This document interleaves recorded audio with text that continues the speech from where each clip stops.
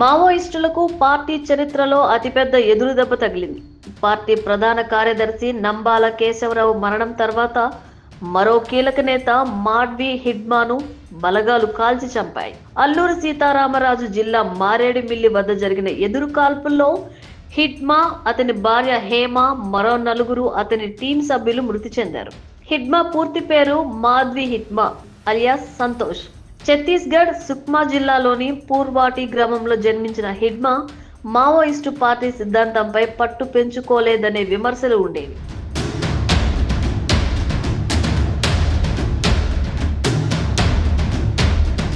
దాడులే లక్ష్యంగా అతను పని చేయడంతో పీపుల్ లిబరేషన్ గెరిల్లా ఆర్మీలో కమాండర్ గా బాధ్యతలు అప్పగించారు. ఛత్తీస్గఢ్, తెలంగాణ, ఆంధ్రప్రదేశ్, మహారాష్ట్ర, బీహార్, జార్ఖండ్, ఒడిశా రాష్ట్రాల సరిహద్దుల అడవులపై పూర్తి పట్టు ఉంది. అలాగే హిడ్మాకు హిందీ, గోండి, తెలుగు, కోయా, బెంగాలీ భాషలపై మంచి పట్టు ఉండటంతో దాడుల్లో అతను కీలకంగా వ్యవహరించేవాడు. స్థానిక గిరిజనులతో స్నేహం చేయడంలో కూడా అతను దిట్టగా చెప్తారు. హిడ్మా దళానికి అత్యంత శక్తివంతమైన దళంగా పేరు ఉంది. 25 ఏళ్ల క్రితం అజ్ఞాతంలోకి వెళ్లిన హిడ్మా అప్పటి నుంచి గెరిల్లా దాడులే లక్ష్యంగా ఉద్యమంలో కీలకంగా పనిచేసి కేంద్ర కమిటీ సభ్యుడిగా బాధ్యతలు చేపట్టాడు.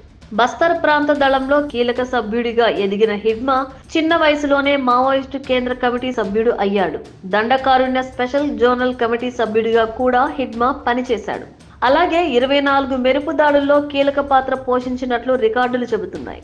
ఐఈడి, యాంబుష్, మెరుపు దాడుల్లో కీలక పాత్ర పోషించాడు.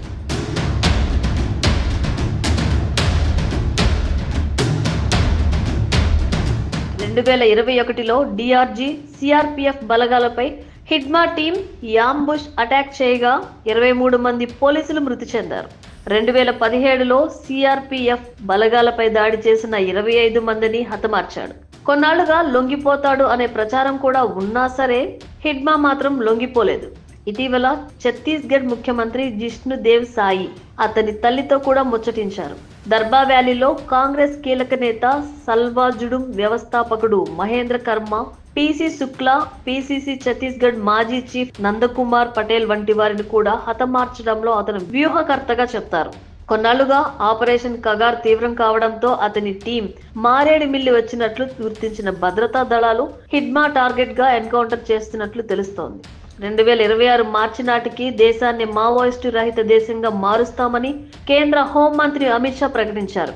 ఆ దిశగా ఇప్పటికే విస్తృత తనిఖీలు చేస్తున్నారు. దండకారుణ్యంతో పాటు ఆంధ్ర, ఒడిశా, తెలంగాణ, ఛత్తీస్గఢ్, మహారాష్ట్ర, బీహార్, జార్ఖండ్ రాష్ట్రాల్లో కేంద్ర భద్రతా దళాలు కూంబింగ్ నిర్వహిస్తున్నారు. వందల మంది మావోయిస్టులు ఇప్పటికే హతమయ్యారు.